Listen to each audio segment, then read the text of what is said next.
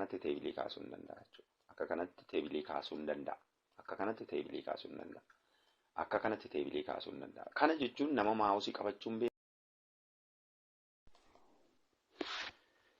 har'as walitti dachaanee jirra.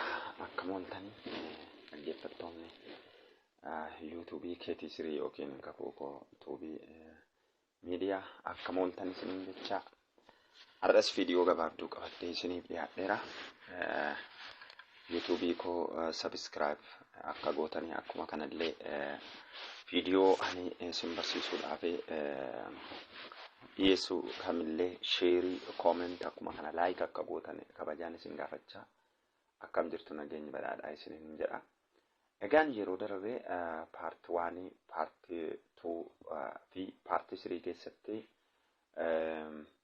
Microsoft Office Word jalaati teebilii ilaallee turre, walii wajjin teebilii ilaallee turre. Teebilii jalatti immoo teebil irratti gaafa kilikii goonu teebil tuulsii jalaati diizaayinii ilaallee xumurreerra jechuudha. Amma kananii banee jiru akkuma isinitti argamu Microsoft Office Word kan teebiliin irratti ka'ee jiru tokko baneetan jira. Teebilii muraasa yookiin kan kolominiidhaaf yeroo muraasa qabu akka fakkeenyaatti fudhachuudhaaf jecha kan irratti banamee jiru kaaseen baneen jira akkuma isinitti argamu kana.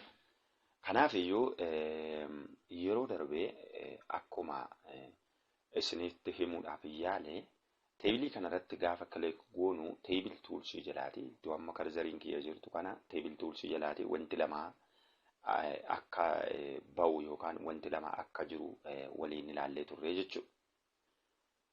Kana jechuun yeroo teebilii irratti kilik goonu qofadha. Amma akkuma argitan teebilii kiyya irratti kilik godheen jiru. Lafa duwwaa irratti kilik godheen jira. Karzariin kiyya kun iddoo kanaa sirbaa jirti.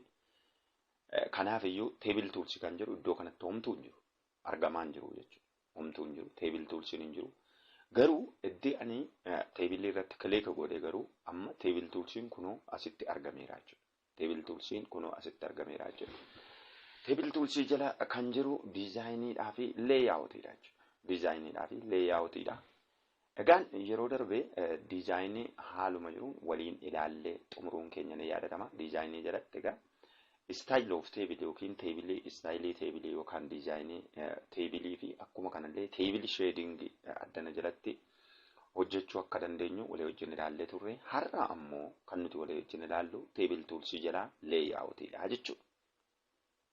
Kana jechuun leeyaawutii isa asitti argamu osoo hin taane leeyaawutii isaa teebil tuulsii jala jiru irratti walii wajjin ilaallaa jechuudha.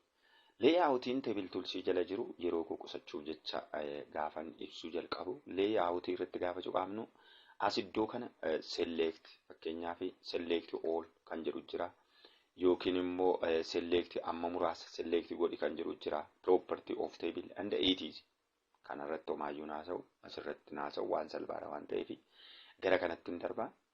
Egaan leeyaawutii teebil tuulsii jala jiru irratti gaafa cuqaamnu tokkoffaa irratti maaltu jira? Table drawing kan jedhutu jira.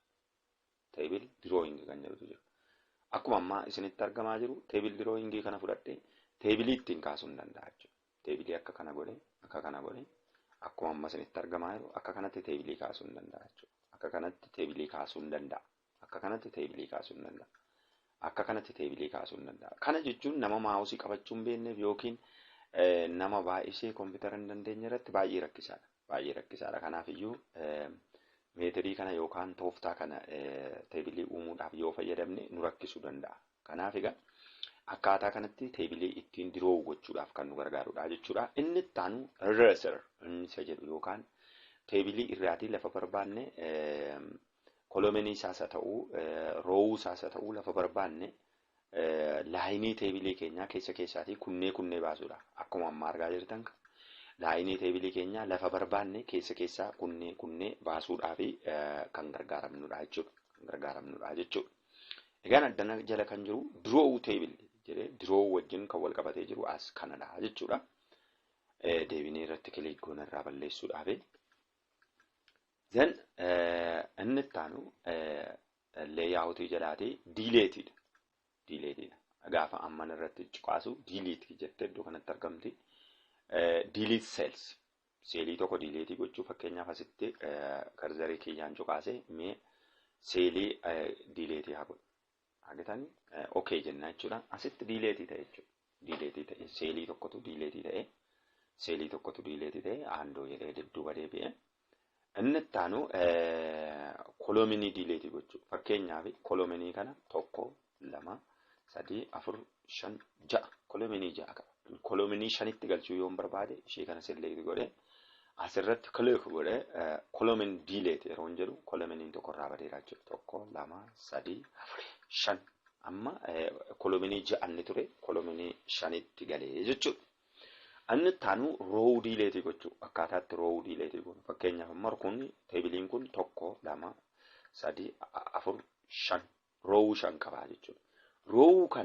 Row kana delete gochuu yoo barbaade asitti row jalqabaa kana irratti click godhe isa booda row kan jettu delete yoo godhe row meeqatti gale row 4tti gale jechuudha 5 keessaa. Inni taanu maal delete gochuudha teebilichuma delete gochuudha. Amma tun kana irratti click godhe teebiliin kun hin badaa jechuudha. Yoo badee jechuudha.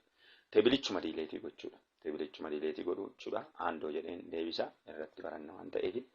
Inni taanu insert rows and columns waan jedhu.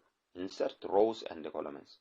Fakkeenyaaf kana kara gadiitti row tokko dabaluu yoo barbaade, row tokko gara gadiitti yoo dabaluu barbaade, row tokko gara gadiitti yoo dabaluu barbaade, asitti yoo cuqaase row tokko dabale. Argitanii? Row amma select ta'e kun amma dabalame jechuudha.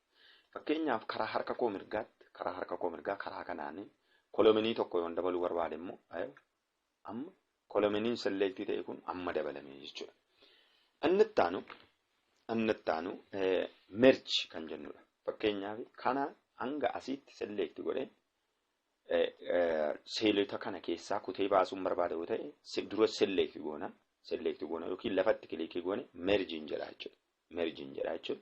Saboota argitanii lafa kanatti seeliiwwan jiran sana keessaa kutee baasee haaluma kanaan bakka duwwaa godhe jechuudha. Wanna tokko matuun itti tsaafeeti akkam barbaadetti natti barreessaa jechuudha. Keessaa kutee baase. Inni taanu seelis filiiti. Seelittii kana bakka lamatti baasu yookaan bakka lamatti akka inni bakka lamatti adda ba'u yoo barbaanne akkas goona jechuudha. Argitanii seelii tokko ishee bakka lamatti baqaqsu yookaan baasu jechuudha. Seelis filiiti jechuun asitisne baqassu jechuudha afaan Oromootti waan ta'eef seelii kana bakka lamatti kutee jechuudha. Inni taanu teebilis filiiti. Teebilichuma bakka lamatti kutu. Argitanii teebiliin sila tokko ture amma garuu bakka lamatti citee jechuudha. Egaan inni kun ammaamtaa walirraa fageenya tekstii keenyaas ta'u kan row and kolominii keenyadha jechuudha. Argitanii akkatti inni itti gadi siqaa jiru.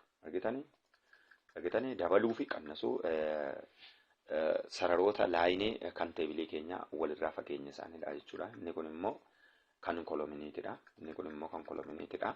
Egaan akka kanattidha. Inni ittaanu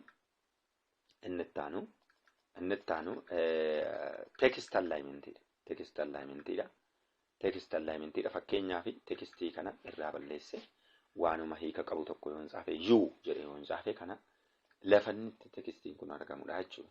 Tekstiin kun itti argamudha. For example center and above, center and center and below, center and left, bottom and left, bottom and right, top and right, and it is. Akka kanatti gochuu dandeenya jechuudha. Inni ittaanu text direction keenya. Argitanii text direction keenyadha. Inni ittaanu for direction of merges waan jedhudha. Direction toppiidhaan karaa irra keessaan jechuudha. Bottomiidhaan jalaanii leftiidhaan raayitiidhaan and it is. Inni ittaanu formula akkuma kanallee convert to the table text, convert to text and also and it is and the formula. Kanaaf haala kan anamma isinitti argisiise kanaani ofii keessanii lafatti kompiitara argattanitti akka shaakaltan abdii guddaan qaba. Waan na dhaggeeffattaniif, waan na daawwattaniif hedduu galatoomaa. Viidiyoo koo laayik sheer gochuun irraanfatinaa. Akkuma kana yuutuubii kiyya sabiskiraayib godhaa. Galatoomaa nagaan bulaa. Ciao.